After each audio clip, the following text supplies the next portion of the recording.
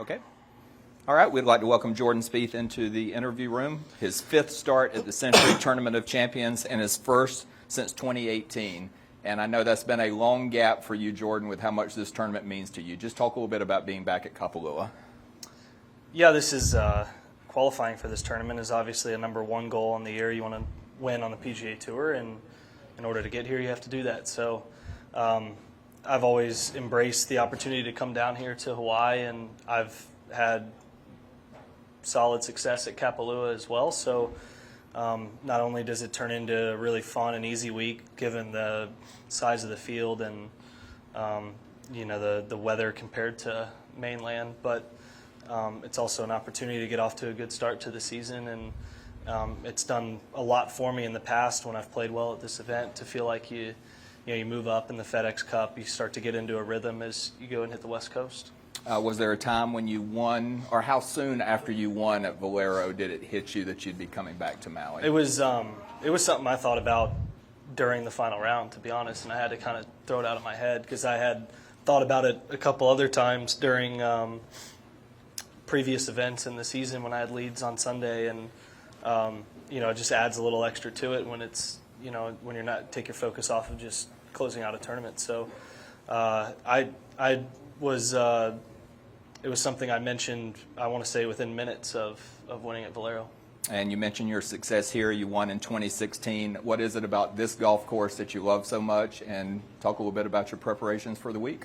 Well, it's obviously a fun course to play. I mean, every hole you either look forward or you turn around and you get some of the most amazing views we get all year. And then, a lot of slope, Bermuda grass, a lot of wind, kind of got a shot make a little bit. And then you've got to hit putts aggressively and play a significant amount of break a lot of time. And I kind of like when that's the case. And I think I've finished runner-up before. I finished third. I think I finished ninth in the times I've played here. So certainly looking to have a chance come the weekend. And it's a course that, when I look back on the times I've played here, if you kind of really take advantage of the off-season as building up and trying to be sharp for January 1st, you can take advantage here with maybe some guys who, were taking more of a break. All right, awesome. We'll open it up to questions. We'll go to Andrew Bradley.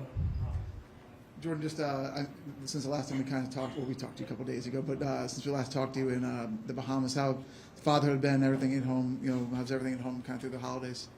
Yeah, great. I mean, it was kind of fortunate the timing where I was able to be home and, not really miss too many events I normally play or anything like that. And the holidays were great, just staying at home and trying to get actually quite a bit of work done when I could to really capitalize on some momentum from last year, but really kind of tilt the axe and sharpen it a bit and get a little bit cleaner in the moves that I've been trying to work on for almost a year now. So I took it pretty seriously, but also there's a lot of downtime when you're only going out and playing around quickly during the day. So felt like I was able to accomplish everything, be at home, but also get good work in.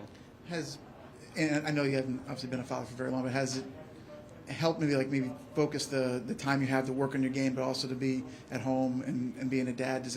Some guys have said that becoming a father helps them focus their practice time a little bit better when they're at home. Yeah, I think that that'll be something as people have multiple kids and they're in school and and then you've got to balance a lot more. Right now, it's so early that there's not a whole lot I can provide as far as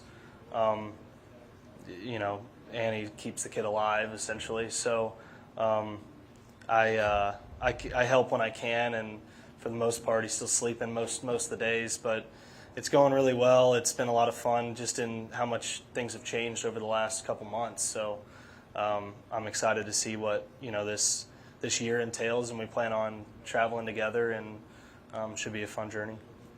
Let's go back to you're talking about the kind of the changes you're trying to make in your swing and what you and Cameron are working on. Where do you kind of feel like you are in that journey of your work with that? I feel really good. I feel like this was the first off season in quite a few years where I felt like I was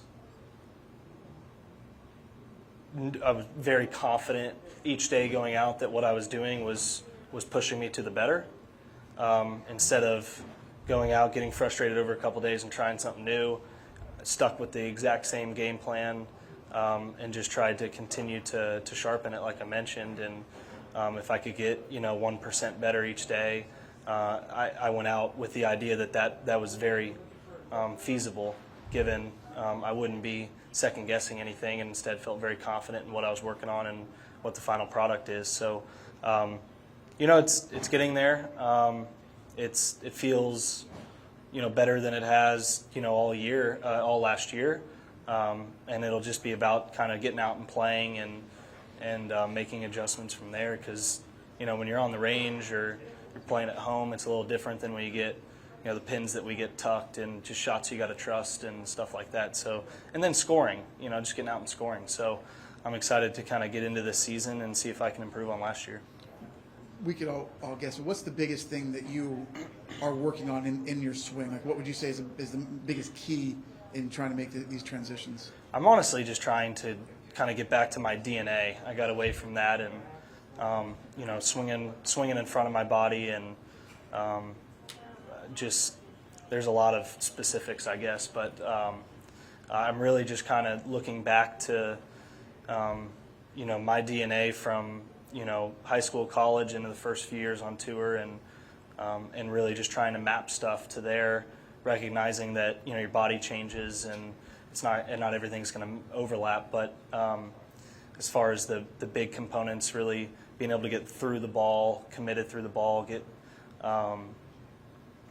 get kind of my body working better where your body's hitting it and you're not relying as much on your hands. So it's really hard to play on the PGA Tour trying to rely on timing, and it's very hard to stay consistent for 4 rounds. And so last year I saw myself play a lot of tournaments where I was very consistent for 4 rounds, and to me that meant that, and a lot of times it wasn't with great putting, sometimes it was, and I think that those were steps in the right direction that just continue to build confidence.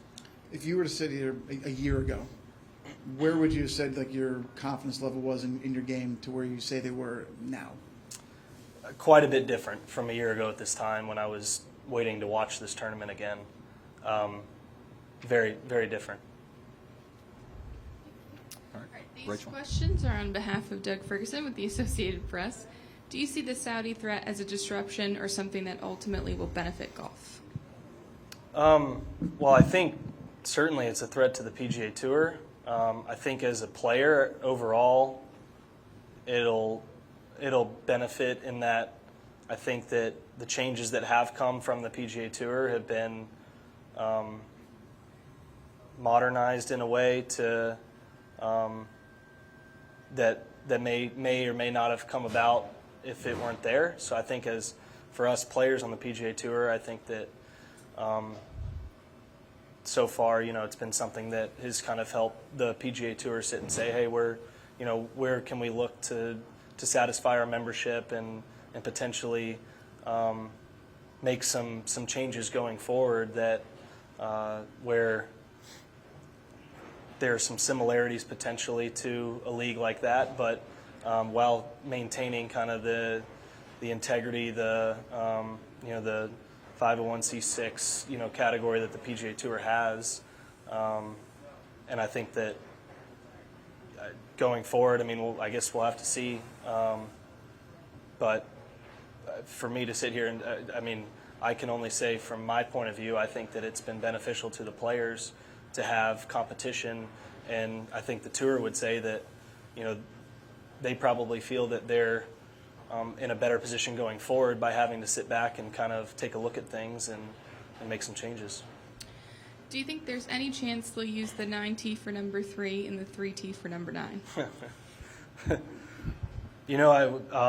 3T, actually they're both new from the last time I played here. And so today I pulled up to the 9T on it just, I think it's highly likely to tee off on the correct tee boxes this week. But I'll be sure to look up at the tee marker just to make sure. What's been your favorite memory in 6 weeks as a father? Well, obviously, right when he was born is, I mean, I don't think anyone really forgets that moment. And then, you know, since then, the last couple weeks, just starting to see a little bit of opening his eyes and smiling here and there, and just a little more personality, and that's been the most fun for me. The first couple weeks were like, ooh, you know. Last couple, what did your wife get you for Christmas? I think we just did. We've just done stockings in previous years because we're like, what are we, you know, going to get each other? But what did I get? I did get some sleep headphones, like some ear headphones that super thin that you don't even feel when you lay down, and you hook it up to an app and it plays, you know, whatever sounds you want and stuff. And so I've been getting uninterrupted sleep, and I think that's been a really nice gift. Last one here. Can you look back at the start of the last few New Years and see any confusion about your direction, or did you feel it or sense it at the time? Yeah, I could actually pinpoint an exact time frame where I thought, wow, things seem to be getting off, and I'm not really sure how to fix it.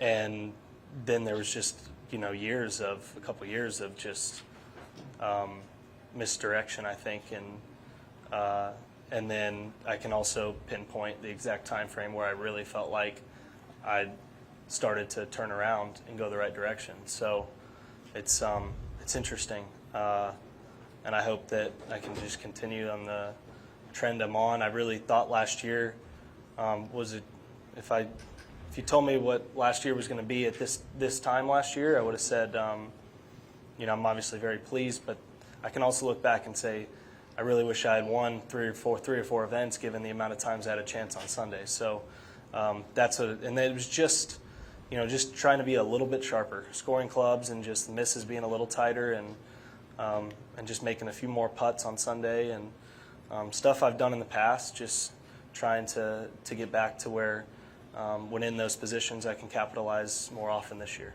And Jordan, last question that was submitted. Where are you in the process of not having the greens reading book this season?